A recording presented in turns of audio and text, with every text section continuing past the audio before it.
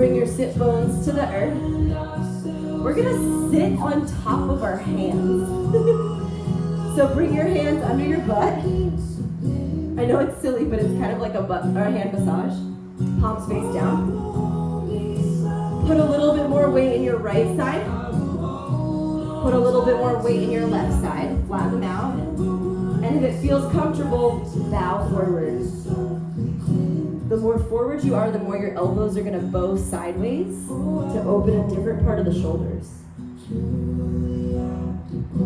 We got 3 deep breaths. Depending on how sore your hands are, the pressure, you can pull them a little further out or a little further in. Inhale. Let's rise up. We're gonna take a funky grip. So, crossing your hands like you did in front of your right foot. Bend your right foot in. Cross your hands in front of your foot. I've got the back side of my hand holding my foot. Hold it. Straighten it out as best you can.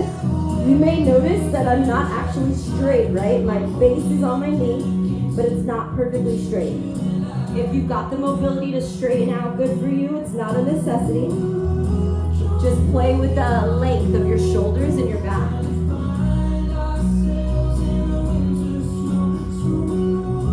As your body cascades over your right leg, tuck your chin hard to your chest and pull your abs in.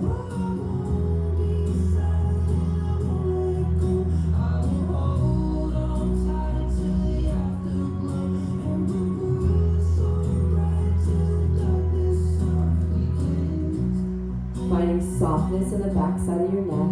Inhale. Open mouth. Ha ha ha ha ha ha. All right, now just hold your leg with your left hand. Yeah, left hand. Seated twist. I've got a big bend in my knee like a dancing Shiva. Look past your right hand. Inhale, nice and tall on your spine. Even though you feel bound up and twisted, nothing holds you back, right? That expectation that might have pissed you off, that thing that feels a little heavy, it doesn't hold us back. We notice it, we release it, and we do our best to move forward without expectation. Woo. Okay, reverse tabletop. Put your hands behind you. See how my fingers are flowered out? You can flower sideways or backwards. Lift your bum. Oh boy. Nice shoulder stretch. Maybe shift forward or back. Try to tip your head back as long as you have no neck sensitivity. Inhale. And then drop your bum. Let's do the other side. So now my left wrist goes in front of right. Interlace. Put in front of my foot. Loosen the fingers enough that you can just kind of push your foot against your hands. Head to knee.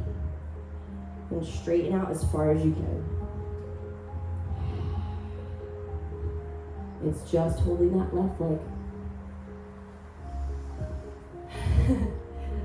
I like to think I'm a good communicator, but sometimes I think, especially in my partnership, I'm not as good. I'm just like tired, and those are the people we take for granted. And I found myself last weekend getting so pissed, like, why doesn't my partner just know what I want or need or understand? Why do I have to explain everything? But that was me being lazy. I was out of practice. I was being flabby in my emotional conditioning, let's say. I wasn't being a good communicator, and I was expecting too much of myself and of the people around me. Just expecting them to know. Let's rise up. Hold your right hand to your left foot. Twist and look over the left shoulder. Couple breaths. But I realized that that expectation was only holding me back. That expectation was actually binding me up. It was stopping me from actually enjoying what I could of my life or being grateful for the things that I already had.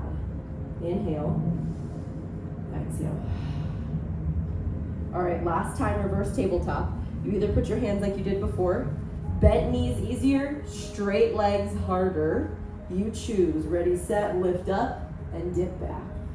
Squeeze your butt cheeks to get your hips up as high as your head. Try to dip your head back for 3 breaths.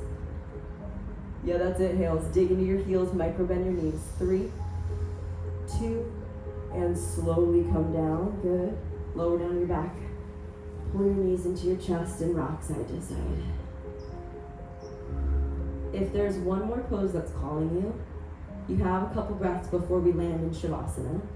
Otherwise, let's hit butterfly or Shavasana, a resting pose that you can lie still. For me, a butterfly feels nice to relax my low back, but Shavasana corpse pose is a great one to extend your arms in leg straight. And then as you lie here with a big open heart, big open hands,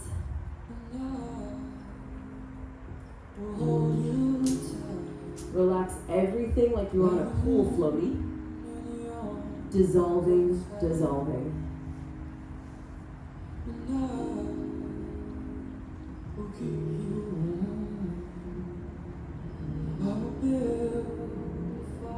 Expectation is the thief of my joy. I know this.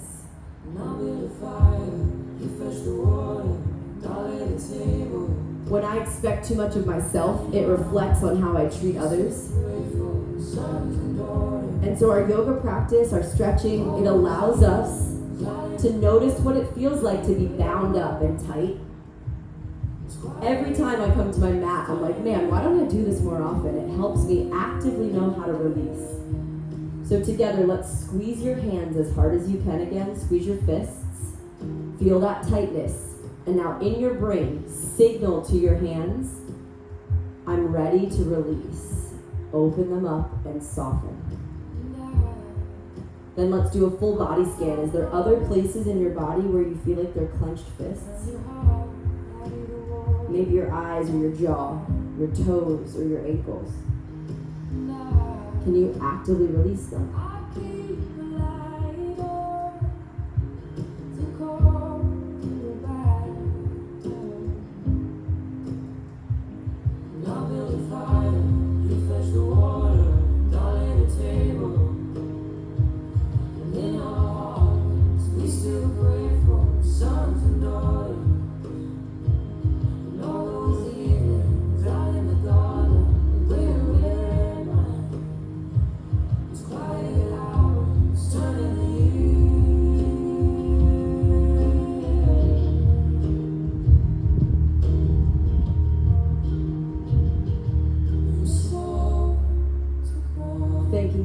Body that you're in, being grateful for all the things that are working.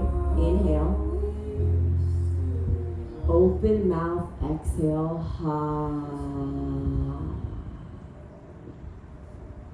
Let's take your arms up and over your head in a big stretch. Inhale, pull your knees into your chest, roll onto your side for fetal pose.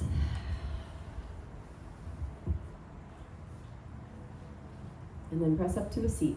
I like to end class in this seat every time because it's an opportunity to feel your tall posture, the length that you've created.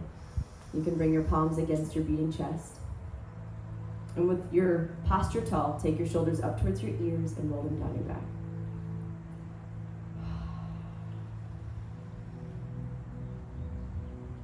Let's go into the rest of our day and our week not expecting anything of people. Just being grateful for the things that do work and do happen.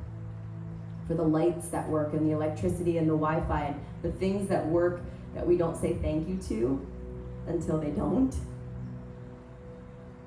Let's celebrate the little wins.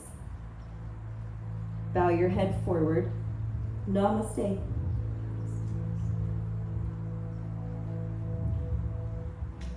Good work, guys.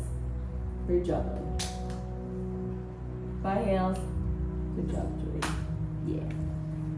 Happy weekend.